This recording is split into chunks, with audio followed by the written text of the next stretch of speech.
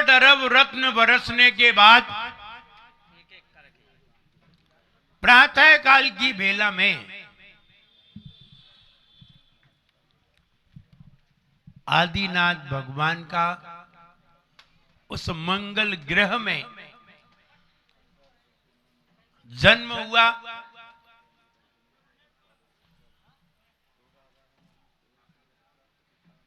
और जन्म तो आदिनाथ भगवान ने तीसरे काल में लिया। इसलिए लिया कि धरती पर धर्म नहीं था, सभी लोग भोग भूमि में मस्त थे। पेड़ों से सामान खाने को मिल जाता था, लोग पेड़ों से सामान ले आते थे, खा लेते थे। कपड़े चाहिए तो पेड़ों के पास पहुंच जाते थे, कपड़े मिल जाते थे। खाने को चाहिए तो खाने को मिल जाता था। जो भी चीज की उन्हें आवश्यकता होती थी वो पेड़ के सामने जाते थे, पेड़ के पास जाते थे, विचार करते थे और उन्हें वो चीज प्राप्त हो जाती थी। अचानक तीसरे काल का अंत होने लगा और अंत में ये स्थितियां आई कि पेड़ों में, अभी तक तो पेड़ों से सीधी सीधी चीजें मिल जाती थी, अब पेड़ों से सीधी सीधी चीजें मिलना बंद हो गई। जैसे कि संतरे लगे, मौसमी लगे, पपीता लगे या अन्य कोई फल आदि पेड़ों में लगे। लेकिन अब तुमने वहां जाकर के ये कहा मुझे संतरे का जूस चाहिए तो सीधा संतरा मिला, अब जूस नहीं मिला। तीसरे काल में ये व्यवस्था थी कि जब जूस मांगे तो जूस मिले, संतरा मांगे तो संतरा मिले। लेकिन अब स्थिति बदल गई। अब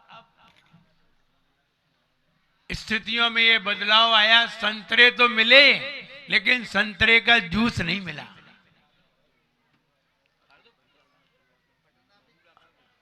अब हमें संतरे लेकर के जूस निकालना सीखना पड़ेगा। अभी तक तो जब सीधा मिलता था तो कौन फिर निकाले? ये तो बताओ, जिन पुरुषों को बनी बनाई रोटी मिलती है वे कभी घर पे बनाते हैं? बोले क्यों बनाए? जब बनी बनाई पाए तो क्यों बना के खाएं? लेकिन जब बनी बनाई नहीं मिलेगी तब हमें बनाना सीखना पड़ेगा। और मजबूरी व्यक्ति को सब कुछ सिखा देती है। जब भूख लगती है ना, जिस आदमी को कभी रोटी बनाना नहीं आता था वो भी सीख जाता है। ऐसा नहीं है महिलाएं ही रोटी बनाना जानती हैं। आप होटलों में जाके देखिए, रोटियां आदमी भी बनाते हैं। मजबूरी व्यक्ति को सब कुछ सिखा देती है। तीसरा काल था, तीसरे काल में हम जैसा चाहते थे वैसा प्राप्त हो जाता था। लेकिन अब काल बदलने वाला था। आदिनाथ भगवान से ही काल बदला। हमने कल बताया था कि पहले युगलिया जन्म लेते थे, लेकिन आदिनाथ भगवान युगलिया जन्म नहीं लिया उन्होंने, वो अकेले ही जन्मे।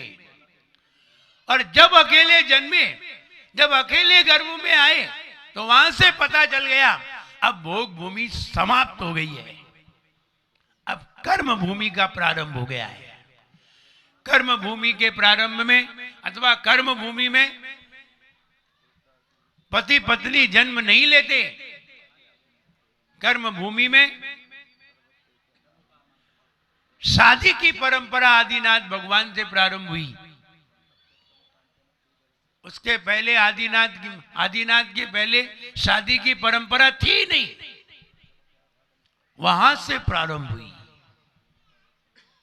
और आदिनाथ भगवान के दिमाग में कहां से आई ये शादी का विचार? आदिनाथ भगवान के दिमाग में कहां से आया? विचार करिए। हर बात को अपन को सोचना चाहिए। ये मंदिर बनाने की प्रक्रिया, शिखर बनाने की प्रक्रिया, वेदी बनाने की प्रक्रिया आदमी के दिमाग में कहां से आई? विचार करिए। वस्तु होने पर ज्ञान होता है या ज्ञान होने पर वस्तु बनती है? अब हमें विचार करना पड़ेगा। वस्तु हमारे सामने हो तब हमें ज्ञान होगा, अथवा ज्ञान होगा तो वस्तु का निर्माण होगा। आपके अंदर क्या उत्तर आएगा? आप रोटी देख करके रोटी बनाना सीखेंगे या अपने दिमाग से रोटी बनाएंगे? बताइए। आप रोटी देख करके रोटी बनाना सीखेंगे या अपने दिमाग से ही रोटी बना लेंगे? जल्दी बोलिए। देख के। तो पहले किसने बनाई होगी? और जिसने भी बनाई होगी उसने किसको देख के बनाया होगा? ज्ञान से वस्तु का निर्माण होता है या वस्तु देख करके ज्ञान होता है?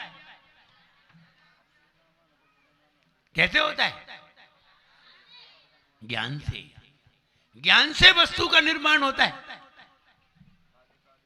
अगर ज्ञान से वस्तु का निर्माण होता है तो फिर हमें वस्तु देख करके ज्ञान कैसे होता है? आपने कोई चीज देखी नहीं है तो आपको ज्ञान कैसे होगा? घड़ी में कितने बज रहे हैं आप क्या देख करके बताएंगे? घड़ी देख करके। घड़ी सामने नहीं हो तो टाइम कैसे बताएंगे? वस्तु देख करके ज्ञान हुआ या ज्ञान से वस्तु बनी? विचार करिए। हर बात पे हमें विचार तो करना ही पड़ेगा, और जब तक सही विचार नहीं करेंगे तब तक सही बात पे नहीं पहुंचेंगे। ज्ञान से वस्तु का निर्माण होता है, वस्तु देख करके ज्ञान नहीं होता।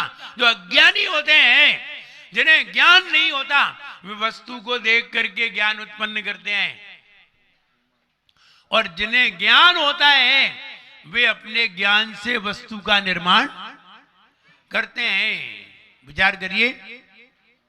पहले मोबाइल बना था कि ज्ञान आया था? मोबाइल को ज्ञान ने बनाया या मोबाइल देख के ज्ञान होता है? ज्ञान ने मोबाइल बनाया, क्योंकि पहले मोबाइल था ही नहीं, पहले कंप्यूटर था ही नहीं। कंप्यूटर को बनाने वाला कौन है? ज्ञान। और जिन्हें ज्ञान नहीं होता वे कंप्यूटर में ही अपना ज्ञान लगा देते हैं, और किसी ने ज्ञान से कंप्यूटर बना दिया और किसी को कंप्यूटर का भी ज्ञान नहीं है। ज्ञान ही निर्माण करता है। तीसरा काल था, तीसरा काल समाप्त होने को था। उस समय आदिनाथ भगवान गर्भ में आए, और गर्भ में आने की सूचना रत्नों से पता चली। गर्भ में आने की सूचना स्वप्न से पता नहीं चली, स्वप्न से बाद में पता चली, पहले रत्न से पता चली। क्योंकि रत्न 6 महीने पहले बरसे और स्वप्न तो गर्भ में आने के पहले दिन आए। स्वप्न तो 6 महीने बाद आए और रत्न तो 6 महीने पहले ही बरस गए। रत्नों ने यह सूचना दे दी कि अब तीर्थंकर आने वाले हैं, और स्वप्न ने यह सूचना दे दी कि अब तीर्थंकर कल ही आने वाले हैं। स्वप्न ने दूसरी सूचना दी, रत्नों ने दूसरी सूचना दी। लेकिन जब 9 मास देवियों ने, 56 कुमारियों ने, अन्य देवियों ने, अष्ट कुमारियों ने मां की सेवा की और मां की सेवा में लग गए। क्यों लगे? क्योंकि कोई जीव इतना पुण्यात्मा होता है कि अड़ोस पड़ोस के भी उसकी सेवा करने लगते हैं।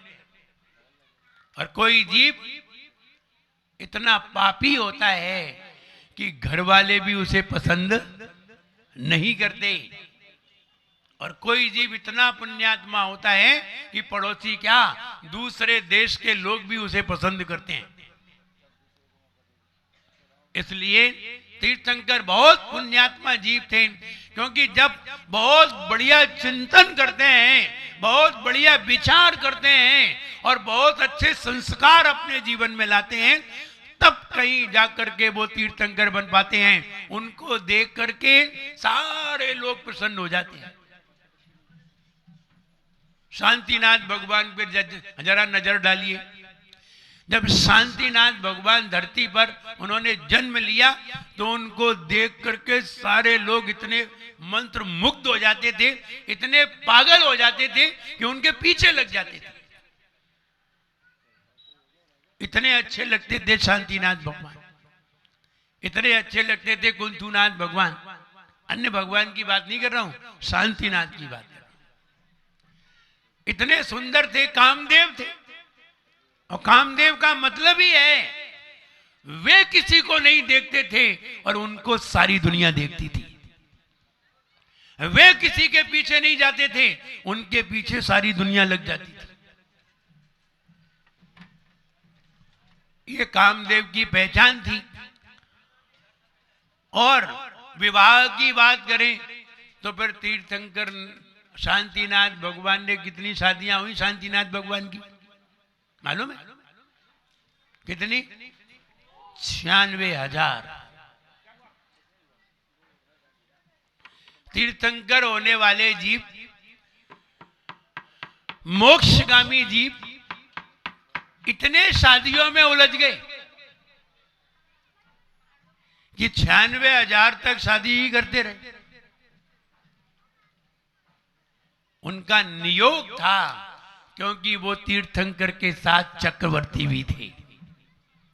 और जो चक्रवर्ती होते हैं उनको ऐसा नियोग रहता है कि उनके हाथ में 96,000 लिख के आती हैं। जब लिख करके आती हैं तो नियोग है, उन्हें ऐसा कार्य करना ही होता है। चक्र रत्न धारण करना होता है, 6 खंड पे विजय करनी होती है, और 6 खंड पे विजय करके 6 खंड के अधिपति होते हैं। 96,000 रानियां होती हैं। ये उनका नियोग है। आदिनाथ भगवान, तीसरा काल चल रहा है। हम भक्तामर में पढ़ते हैं पहले ही छंद में। क्या पढ़ते हैं?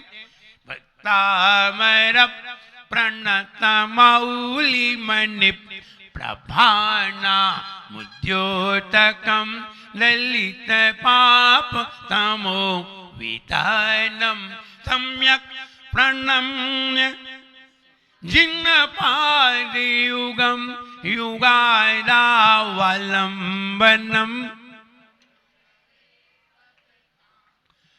सम्यक प्रणम्य जिन पाद युगम युगादा।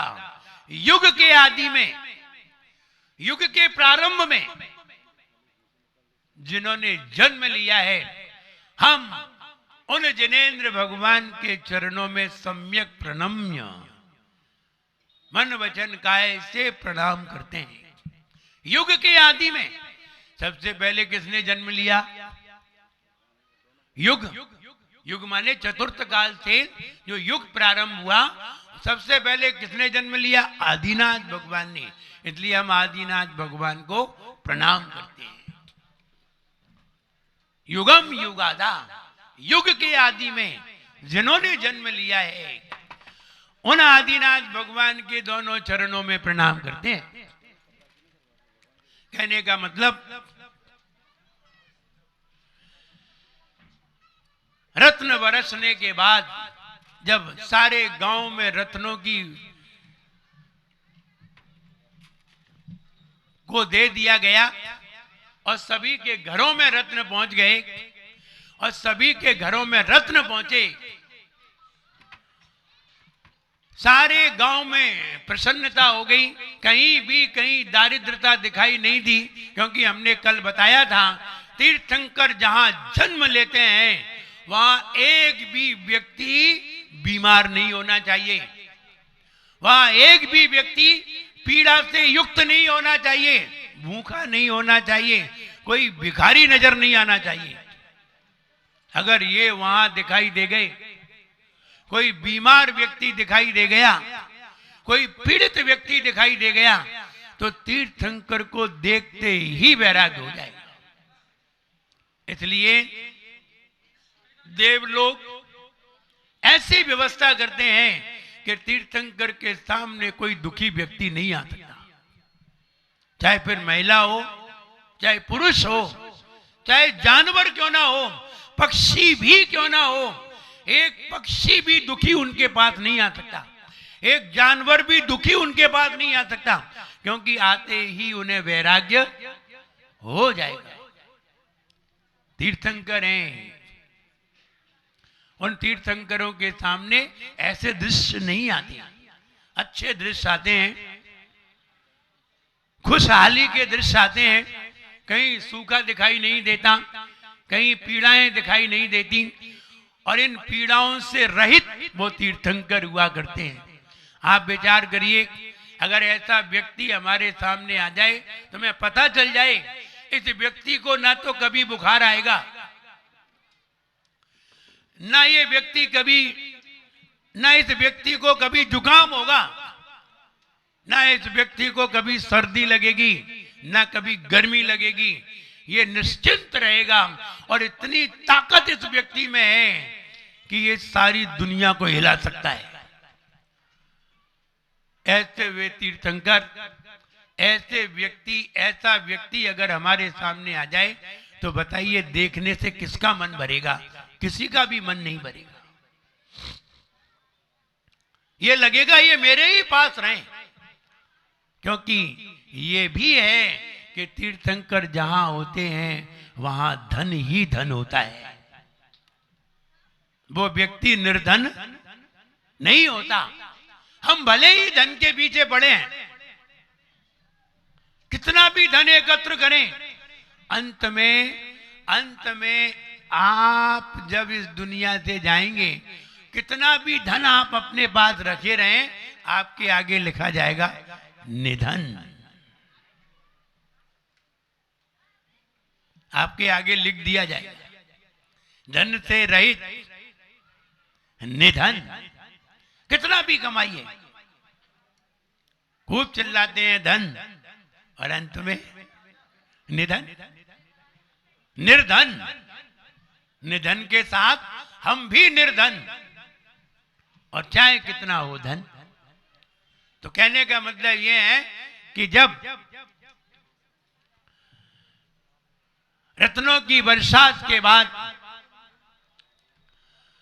तीर्थंकर का प्रातः काल में जब जन्म हुआ तो पूरे तीनों लोक में खुशियां सी छा गई। एक पल के लिए नारकी जीव भी अपने आप में शांति महसूस करने लगा। जब कोई शांत व्यक्ति मेरे सामने आता है तो मेरे मन में शांति सी छा जाती है। जब कोई क्रोधी व्यक्ति मेरे सामने आता है, मेरे अंदर, मेरे माथे पर खड़ी लकीरें आने लगती हैं। क्रोधी व्यक्ति अगर मेरे सामने आए तो मेरे माथे पर खड़ी लकीरें आने लगती हैं। और जब कोई प्रसन्न चित्त व्यक्ति मेरे सामने आता है तो मेरे माथे पर ऐसी लकीरें आने लगती हैं। ध्यान रहे, ये लकीरें प्रसन्नता का सूचक है। जब हम प्रसन्न होते हैं तब हमारे माथे पर ऐसी लकीरें आती हैं, और जब हम टेंशन में होते हैं तब हमारे माथे पर ऐसी लकीरें आती हैं। जब तीर्थंकर भगवान जन्म लेते हैं तो चारों तरफ खुशियां छा जाती हैं। नारकी जीव भी अपने आप में शांति महसूस करते हैं। जिसको एक क्षण भी सुख नहीं है, वे भी एक क्षण के लिए अपने आप को सुखी महसूस करते हैं।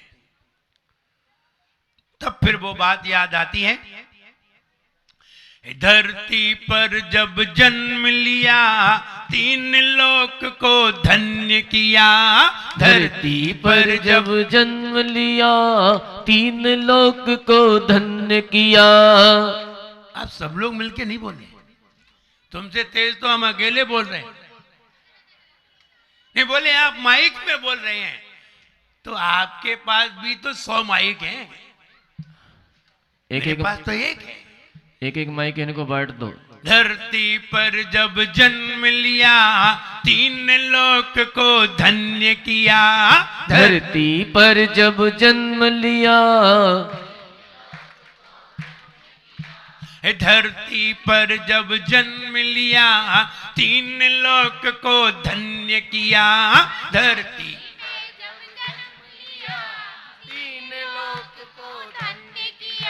और देवों ने अभिषेक किया, देवों ने अभिषेक किया, देवों ने अभिषेक किया, देवों ने अभिषेक किया, देवों ने अभिषेक किया, देवों ने अभिषेक किया, देवों ने अभिषेक किया, देवों ने अभिषेक किया। जन्मोत्सव जब आता है, जन्मोत्सव जब आता है और सबको खुशी दिलाता है। जन्मोत्सव जब आता है सबको खुशी दिलाता है। जन्मे तीर्थंकर हो, जन्मे तीर्थंकर सब जन्म मिटाए रे। जीवन है पानी की बूंद,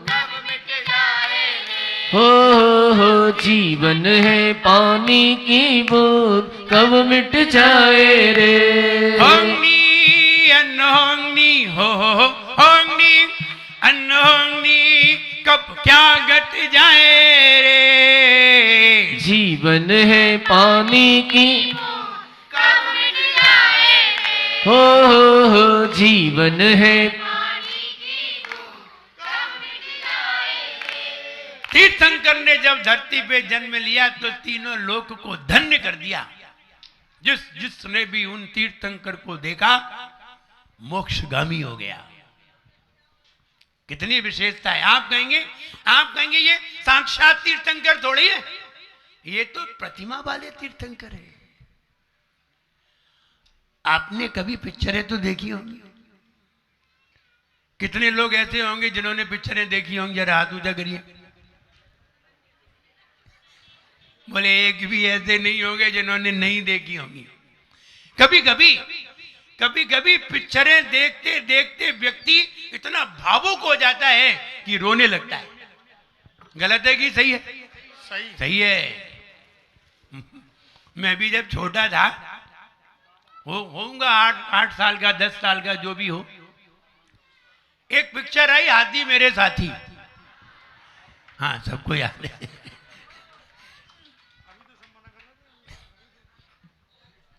मैं तो घटना बता रहा हूं। पिक्चर है, पर्दे पर सिर्फ चित्र आ रहे हैं, एक पीछे स्पीकर लगा हुआ है, उसमें से आवाज आ रही है और पिक्चर में कुछ नहीं होता। एक पर्दा होता है, पर्दे पर चित्र घूमते हैं। लेकिन जब लास्ट पे वो हाथी मर गया ना, और जब वो एक गीत गा रहा था,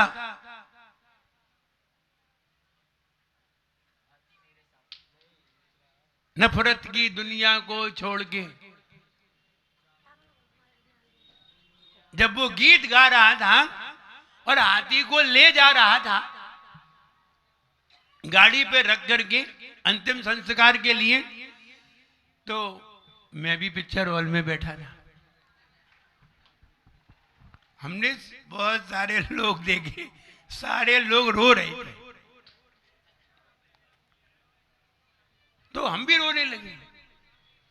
जब इतने सारे रो रहे हैं तो अपन भी रो लो, क्या बिगड़ता है? जब सारे लोग हंसते हैं और हम हंस लेते हैं, तो अगर सारे लोग रो रहे हो तो तो हम भी रोने लगे। अच्छा, बाहर निकल के आए, पिक्चर खत्म हो गई, बाहर निकल करके आए, तो विचार ये करिए कि जब हम चित्र को देख करके इतने भावुक हो जाते हैं, इतने भाव में पहुंच जाते हैं, चित्र को सही समझने लगते हैं और इतने भाव में उतर आते हैं कि हम यही समझने लगते हैं ये चित्र नहीं है, वास्तविकता है, बिल्कुल सही है, तब ही रोना आता है। और जब तक वास्तविकता नहीं झलके तब तक रोना नहीं आता। रामायण देखी कि नहीं? रामायण तो सबने देखी होगी। देखिए जब सीता जी की अग्नि परीक्षा के लिए रामचंद्र जी ने ये कहा कि हमें परीक्षा देनी पड़ेगी, हर आदमी की आंखों में आंसू आ गए। वो सुभद्रा के कई जो जो वहां बैठे हुए थे, सबकी आंखों में आंसू छलक आए वो सीता जी को देख करके। क्या वास्तव में सीता जी थी? नहीं नहीं, वो तो फिल्मी हीरोइन थी, लेकिन वो दृश्य देख करके लोग रो पड़े। और जैसे ही वो अरुण गोविल आते थे, रामचंद्र जी बन के, लोग तो थाली में वो कपूर जला के आरती प्रारंभ कर देते थे। विचार करिए, वो दृश्य क्या वास्तविक थे? नहीं। कभी कभी आप बाजार में भी देखिए, जब कभी वो रामलीला निकलती है तो रामलीला का जुलूस निकलता है। उस जुलूस में एक तरफ रावण होता है और एक तरफ रामचंद्र जी भी होते हैं। तो लोग रामचंद्र जी की क्या करते हैं? आरती करते हैं। क्या वे वास्तविक रामचंद्र जी है? नहीं। फिर भी उनको वास्तव में समझ करके करते हैं। अगर उन्हें पता चल जाए ये तो बीड़ी पीते हैं, तो कोई आरती करे? नहीं करे। उन्हें पता चल जाए ये गुटखा खाते हैं, तो क्या आरती करे? नहीं करे। लेकिन वो रामचंद्र जी को स्मरण करके उनकी आरती कर लेते हैं।